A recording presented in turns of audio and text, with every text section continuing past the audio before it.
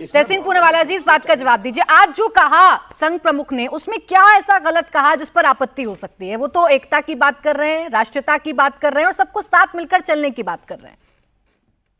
वंदे मातरम, भारत माता की जय, विजयदशमी की ढेर सारी शुभकामनाएं प्राची जी आपको और सभी पैनलिस्ट को, देशवासियों को। और आरएसएस के देशभक्ति का सर्टिफिकेट नए वारिस पठान जी को चाहिए, नहीं मुझे चाहिए। जब भी मैं वारिस पठान और एमआईएम से इत्तेफाक बिल्कुल नहीं रखता हूं, लेकिन जब भी इस पाक धरती पे वारिस पठान सजदा करते दिन में 5 बार, इस धरती को प्रणाम करते और अल्लाह के सामने अपना सर झुकाते, इनका सर्टिफिकेट नहीं चाहिए। जिन लोगों के बारे में राजेंद्र प्रसाद 12 दिसंबर 1948 को अपने पत्र में लिखते कि आरएसएस का ना ही कोई संगठन रजिस्टर्ड है, न ही ये इनके पास कोई रजिस्ट्री है, ना ही इनका कोई कॉन्स्टिट्यूशन है। आज मैं पूछता हूं, माननीय आरएसएस मुखिया ने क्या कहा क्या नहीं कहा, उस पर आने से पहले आरएसएस, और मैं कांग्रेस में की भी इसमें गलती मानता हूं, आज तक आरएसएस एक रजिस्टर्ड ऑर्गेनाइजेशन है। इनके पास पैसे कहां से थे?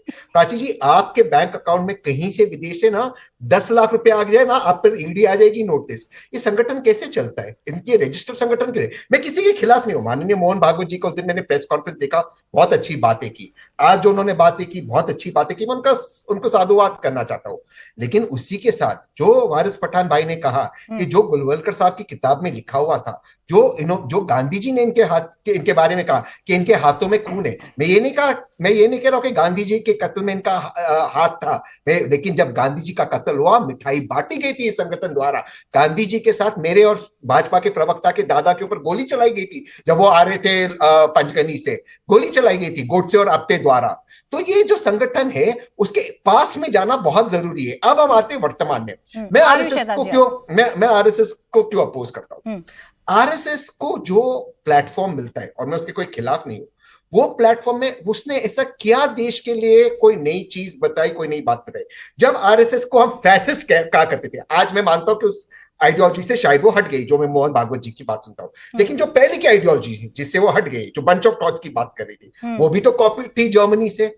आज की जो आइडियोलॉजी है वो भी कॉपीड है। जैसे भाजपा के प्रवक्ता ने कहा सबसे ज्यादा इनका मजदूर संघ बड़ा है, वो भी तो एक लेफ्टिस्ट ऑर्गेनाइजेशन है।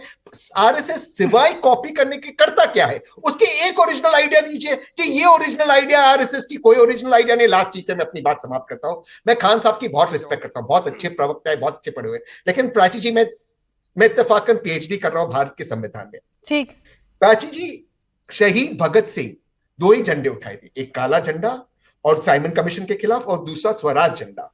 लाल झंडे में, भगवा झंडे में कोई भी तस्वीर हटा दे, मैं टेलीविजन पे माफी मांगूंगा कि शायद चले मैं जवाब लेती हूं। पहले मैं शहजाद जी से आपके सवाल का जवाब एक लास्ट लाइन इससे ज्यादा मैं नहीं बोलूंगा। एक लास्ट लाइन। फिर खान साहब ने बोला, देखिए कांग्रेस ने क्या किया कि कांग्रेस ने किसी भी प्राइवेट इंडिविजुअल को झंडा लहराने की आजादी नहीं दी। नवीन जिंदल और मैं कोर्ट गए थे इस चीज के लिए, वो कांग्रेस के लोग थे, पर उसको भी छोड़ दीजिए, वो सुप्रीम कोर्ट का फैसला था। लेकिन प्राची जी, आपको 10 सेकंड, मैं अपनी बात समाप्त कर, 10 सेकंड, इससे ज्यादा नहीं बोलूंगा। प्राची जी, आप जब छोटी थी, वारिस भाई छोटे थे, खान साहब थे, बीजेपी के प्रवक्ता थे, तब आप स्कूल में वगैरह प्राइवेट जगह पे 15 अगस्त को, 26 जनवरी को झंडा चलाते थे ना, वो तो प्राइवेट जगह थी। मैं कह रही हूं ना तहसीन जी, इतनी सारी बात आपने कही, लेकिन आज का जो बयान है मोहन भागवत जी का, उसमें सवाल खड़े करने के लिए आपके पास भी कुछ नहीं है।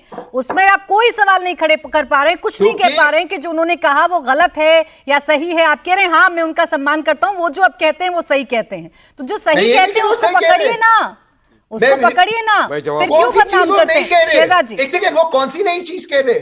शहजाद जी, अगर वो पुरानी ही चीज कह रहे हैं तो फिर प्रॉब्लम नहीं होनी चाहिए। शहजाद जी, जवाब। काफी लंबी बातें हो गई।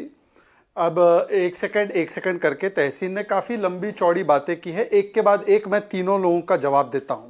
तहसीन बोलते हैं कि रजिस्टर्ड ऑर्गेनाइजेशन नहीं है। तहसीन जी, आपकी तो 2004 से 14 तक की सरकार थी। अगर रजिस्टर्ड होना अनिवार्य है किसी भी वॉलंटरी सोशल सर्विस या कल्चरल ऑर्गेनाइजेशन के लिए, तो आप उसी समय प्रतिबंध लगाते। उस पर प्रतिबंध लगाने के बदले प्रणब मुखर्जी, जो आखिरी राष्ट्रपति इन्होंने बनाए, जिनको ज्ञान कानून का और संविधान का तहसीन से थोड़ा ज्यादा होगा ही, उन्होंने जाकर उसके नागपुर के हेडक्वार्टर में जाकर प्रशंसा की है भाई।